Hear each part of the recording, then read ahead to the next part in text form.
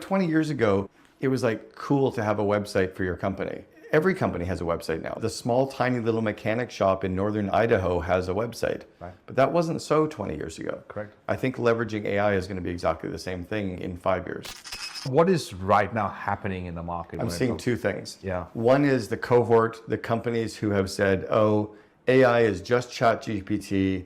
We played with it. We tried it. Yeah, our marketing team's using it. We've moved on. They forget there's another 8,000 tools out there, right? And the other companies are the ones that are literally adopting as fast as possible. Yeah. They're letting their employees play with it. Very similar to how Google has like 1 day a week where they allow employees just to do their skunk works and play with stuff.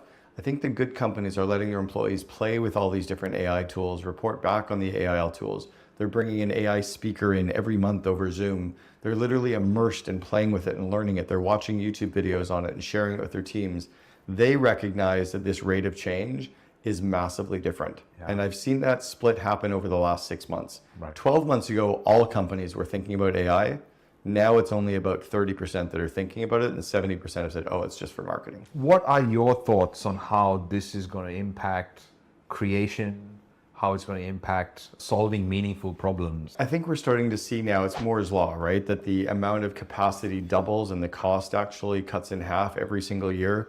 So internet access, right? Starlink, right? The ability to have Wi-Fi access in African villages or in the small Indian towns or in Northern Africa, wherever, or in small remote towns in Canada or the United States. It's giving access to the internet on mobile and on smaller tech devices and on outdated devices that can still surf the web. I think there's an amount of technology that's now trickling down. Like mobile pay in Africa is way bigger than mobile pay is in Canada and the United States. Really? Massively different. Everyone pays with their cell phone in Africa. Everybody does. There's so many different mobile pay apps. 20 years ago, when you drove through villages in Africa, you saw Coca-Cola signs everywhere. Yeah. Right? Now what you see is all the signs for the mobile pay apps. They're everywhere. That hasn't taken hold yet in North America. We're still using our credit cards. We're still using cash. So I think what's happening is that data and the access to data is trickling down. I think we're going to see a huge, huge growth. That's why we're seeing the growth of the middle class in India, the growth of the middle class in Africa right now, is they do have way more access to that than they had 30 years ago. Andy Grove from Intel said only the paranoid survive. It's a little bit of that, the ones who are a little bit paranoid of what's happening with AI that are going to embrace it, or the ones that realize that rate of change outside the business is happening very quickly, I need to embrace it.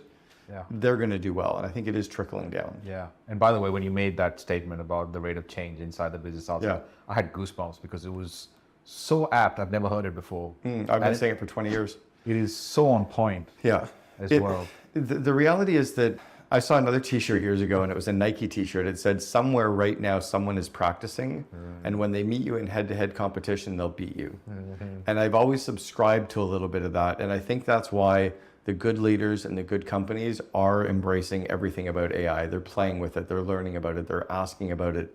They know that it's more than just retyping a marketing message, right? Yeah. It's like 20 years ago, it was like cool to have a website for your company. Every company has a website now. The small, tiny little mechanic shop in northern Idaho has a website. Right. But that wasn't so 20 years ago. Correct. I think leveraging AI is going to be exactly the same thing in 5 years.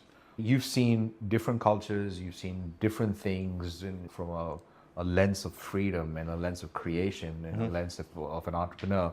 I would love to know what stands out. What have you seen that right now you go, oh yeah, that was pretty cool.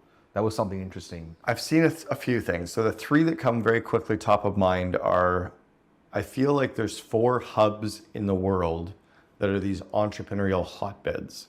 We're sitting in one of them, Dubai, right? Everyone in Dubai is opportunistic, they're optimistic, they're entrepreneurial, they're cool, and they're building something, right? Portugal is another one. Bali in Indonesia is a third, and Austin, Texas is a fourth. There's lots of cities that are technology, but those 4 tend to be this like vortex of entrepreneurial. So there's something about when you know the saying of you're the average of the 5 people you spend the most time with. If you plug yourself into one of those 4 vortexes, your cycle is like this.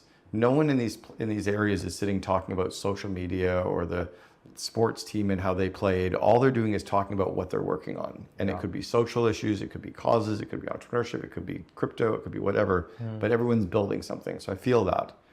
The second thing that I started to feel was the digital currency happening, whether it's with crypto or whether it's digital pay.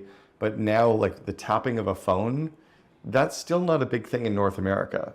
But people in Denmark, as an example, when you pull out cash to pay at a coffee shop, no, we don't take cash. Like they don't even take it. Yeah. Like I started feeling that with my kids about 2 years ago. They don't want physical paper or coins. Yeah. That's a strange thing that I hadn't seen. So mobile money and the convergence, I think, is starting to happen there. And then the third one, this is a little bit weird because I'm not a fan. People in like 20 or 30 countries think Trump was amazing. Like they actually really like him or respected him as a leader. I don't like him as a human being. I wish he was a nicer person to people. Have you studied why Brexit happened? No, please. So the Cambridge Analytica, I actually saw the woman who was the CEO of Cambridge Analytica speak at TED, and she talked about what actually happened. So they were a marketing agency that understood the analytics of data. They understood there were 9 different personality profiles in the UK. And then they found that in this one section of UK, Wales, if they took those 9 segments, the 3 middle groups, the level 4, 5, and 6, were the influenceables. They could be switched to the right or they could be switched to the left. So what they did was they started buying ads and driving traffic and driving stories to that group of people. And that 50,000 person swapped over and actually swung the vote. So Wow. It was the manipulation of humans and the manipulation of humans through marketing, which is how elections are won. Yeah. So yeah, that was really intriguing to me. And it's something that I don't like about Trump is there's a lot of what he'll say isn't true. Right. Like he's being up on so many different indictments and crimes, whether you're on the left or the right. It a little bit of, as our grandma would say, where there's smoke, there's fire. Yes. There's a little bit of something that doesn't quite feel right to me. Yes.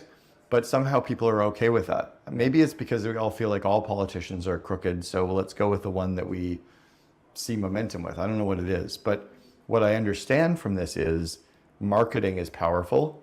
Messaging is powerful. Putting your messaging and your marketing in front of the right group of people that you want to influence is powerful. And hyper-targeting your message. Instead of trying to target everybody, like what I'm targeting is the COO. Yeah. The reason is there's hundreds of groups marketing to the entrepreneur. I market to their second in command, which means all of those groups that target entrepreneurs can be partners for me, or they can be referrals for me. Right. So I'm just hyper selective with the group that I'm targeting.